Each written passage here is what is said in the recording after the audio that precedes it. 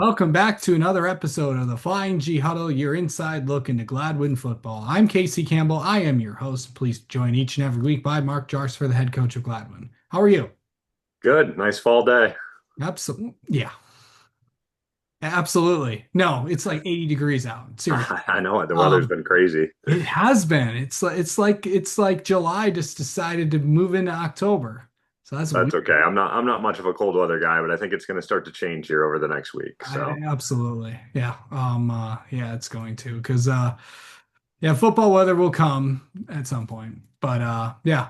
But let's go back to another win for you guys, week six, beating a really, really good Shepherd team. Why don't you, as always, just take us through the game? yeah, they were as advertised. Coming into the game at 4-1, we knew this was going to be a really important matchup for us in our pursuit of the playoffs, and so it was almost a must win in that regard. The game started out as kind of a defensive showdown. This is scoreless through one.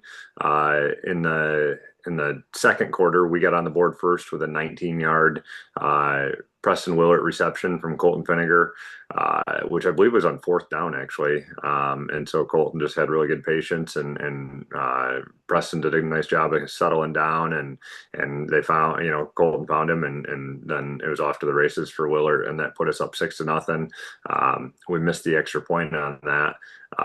Shepard then, got the ball back in that second quarter and had a big pass reception, and then just kind of chunked us a couple yards at a time, and then punched it in ultimately on a short run, kicked the extra point, and so then they were up 7-6, and that's where it would end at the half.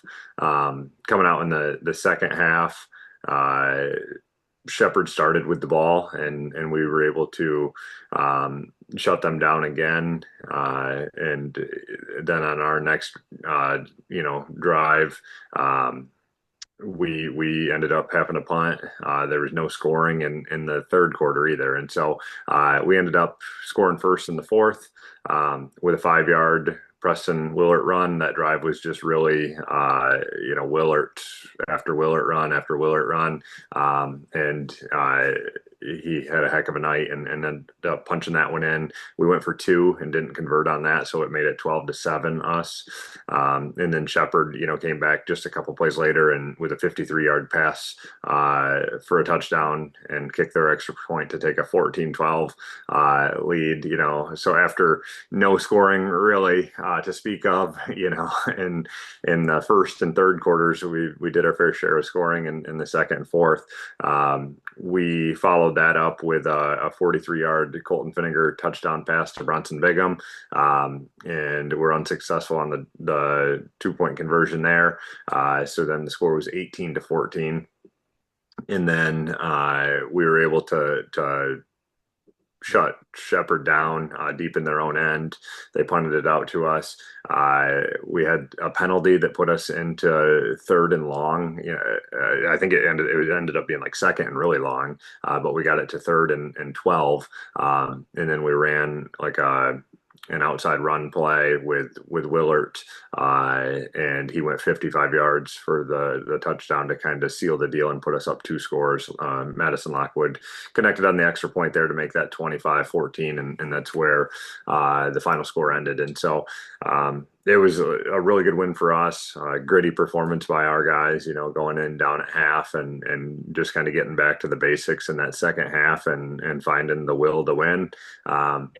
Is kind of the name of the game for us in that game. Yeah. All right. Now it's time to talk about some MVPs that you have. Yeah, offensively, I think it would just make sense for Preston Willert to be the MVP. He had 20 carries for 143 yards and two touchdowns, and then another reception with 19 yards and a touchdown. So a three-touchdown performance on 160 plus yards with 21 total touches. Really nice night for him, and he's as tough as they get. And I feel like he's a little bit banged up, but you would never know it. And he's certainly been really, really good for us this year as well as the last couple.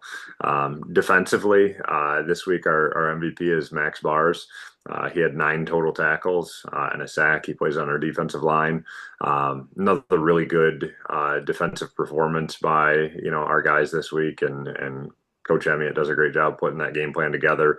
Held Shepard to 33 rushing yards after holding Standish to -2 last week. And so, that's just back-to-back good performances. But Max just kind of controlled the line of scrimmage up front and was able to still get in on a lot of tackles from that position. And so he's our defensive MVP. And then I had a hard time with special teams, just narrowing it down to one guy. So I thought it would be fitting to name everybody that was on the kick coverage unit as a special teams MVP. Late in that game, obviously we scored to go up 18-14. And then Finnegar kicked one all the way down to like their 2, and we ended up tackling them at like the 10. And so they had to start their drive, late in the fourth quarter, down 4 on their own 10. And then when we were able to stop them there, and they had to punt out of their own end zone, we got the ball back at midfield, and that was all set up by the way that we were able to cover that kickoff. And so that was a really big play in the game, and obviously ended up leading to us getting back to a double-digit lead, which sealed the deal. So, everybody that's on that kick coverage unit would be tied for our special teams MVP. All right. Time for the JV team update. Yeah, JV dropped a game to Shepherd at home. Shepherd's got a really good thing going. Their JV team was the real deal. They're big, fast, and just good all the way around. And so, our JVs battled with them for a bit, and then ultimately just end up coming up short.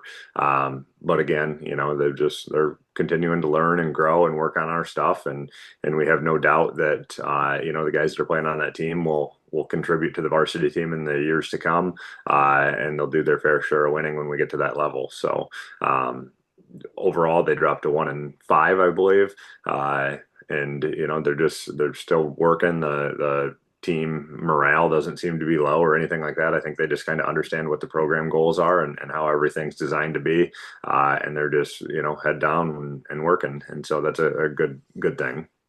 Yeah. Let's recap the middle school program. How'd they do this week? The middle school played Midland Northeast, and so just like the last couple weeks, it ended up being a split. Our seventh grade won and moved their record to 4-0, setting up a big time showdown this week with Bay City Western, who I believe is also 4-0.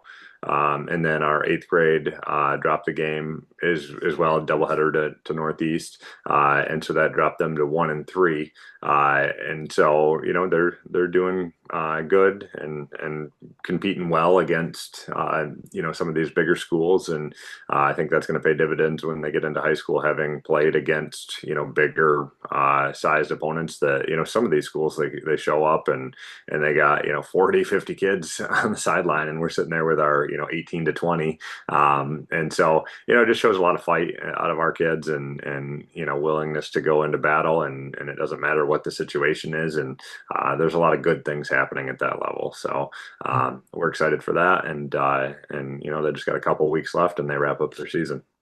All right. Well, now it's time to talk about a staff member. Yeah, this week I'm going to talk about Alex Shook. He's a student manager for us.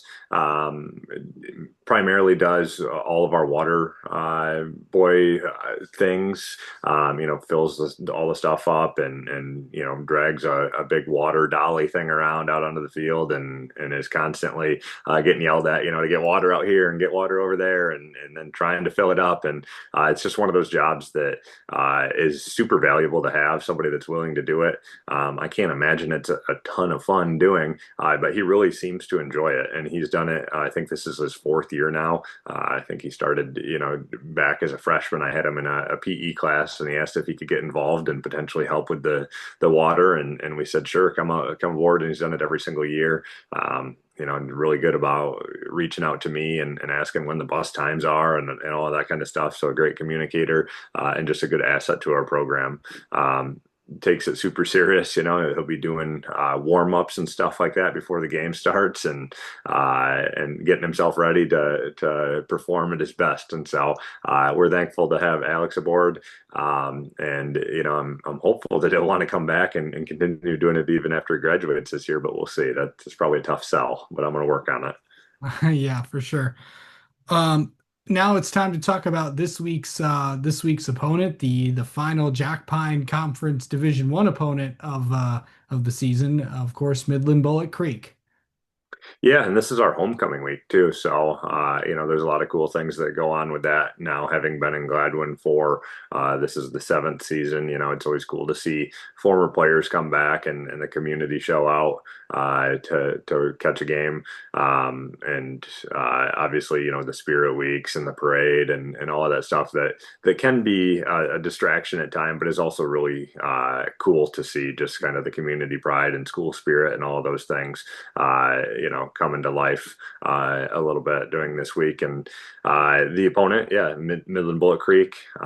It just seems to be the same thing every week this year, as far as just going against these big physical, run heavy teams. And so this week is no different in that regard. They're going to be bigger than us, just as physical, if not more physical. And they're sitting there at 3-3. We're 3-3. This game is a huge game again in regards to playoff points and implications, and it means a lot to both of us. And so I have no doubt that they're going to show up ready to play and looking to get the win for themselves. And so I would expect nothing less than just a great, hard fought, heavy hitting battle between two teams that are hungry to get into the playoffs. Absolutely. Well, that's going to do it for this week's episode of the Flying G Huddle. Tune in next week where we'll recap this game against Midland Bullet Creek, and we'll also preview the upcoming game against insert team here, because it's the crossover game where the Division 1 Jack Pine teams will face off against the Division 2 teams 1v1, 2-2, and so on and so forth. So we'll talk to you next week.